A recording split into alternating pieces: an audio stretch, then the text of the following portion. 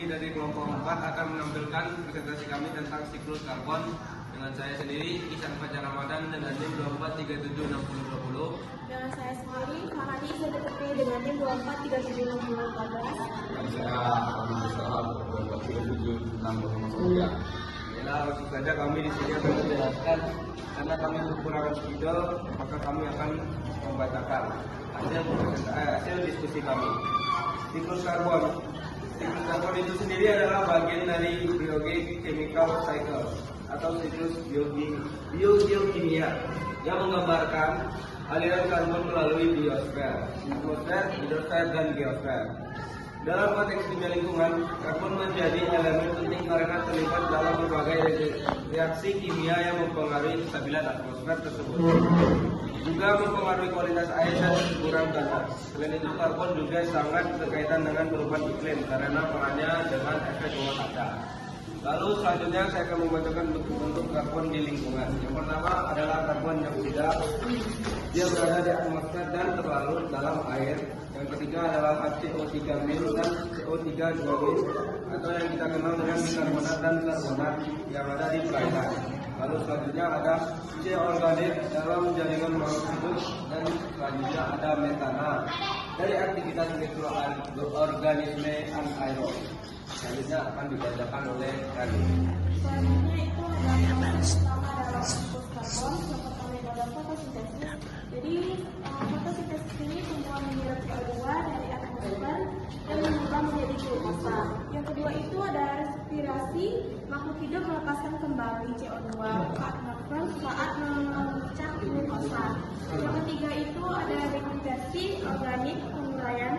Mikroorganisme menguraikan sisa organisme mati menghasilkan CO2 atau CH4.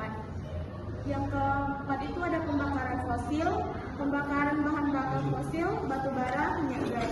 Yang kelima itu ada pelapukan batuan karbonat, batuan seperti kalsium karbonat. Terus ada pun peran kimia lingkungannya. Yang pertama itu ada keseimbangan kimia karbon di atmosfer dan perairan. Itu ada pH laut, karbonan, breathing system. Yang kedua itu adalah dampak aktivitas manusia, emisi CO2 deforestasi. Yang ketiga itu ada perubahan iklim global akibat efek rumah kaca. Baik, selanjutnya itu ada contoh studi kasus dampak kebakaran hutan di Indonesia dalam siklus karbon. Kebakaran hutan dan lahan di Indonesia terutama di wilayah utara. Selanjutnya ada contoh studi kasus dampak pembakaran hutan di Indonesia terhadap siklus karbon. Kebakaran hutan dan lahan di Indonesia terutama di wilayah Sumatera dan Kalimantan menjadi peristiwa tahunan yang berdampak luas terhadap lingkungan. Salah satu dampaknya adalah gangguan terhadap siklus karbon alami. Pembakaran biomasa dalam skala besar menyebabkan perpaksaan gas rumah kaca ke atmosfer. Situasi ini mempercepat akumulasi karbon di atmosfer dan berkontribusi terhadap pemanasan global. Selanjutnya ini ada proses kimia terlibat. Secara kimia, pembakaran biomasa mengubah karbon organik yang tersimpan dalam tanaman dan tanah menjadi karbon dioksida melalui reaksi. Pertama itu ada fotosintesis, itu tumbuhan menyerap CO2 dan air untuk menghasilkan glukosa dan oksigen.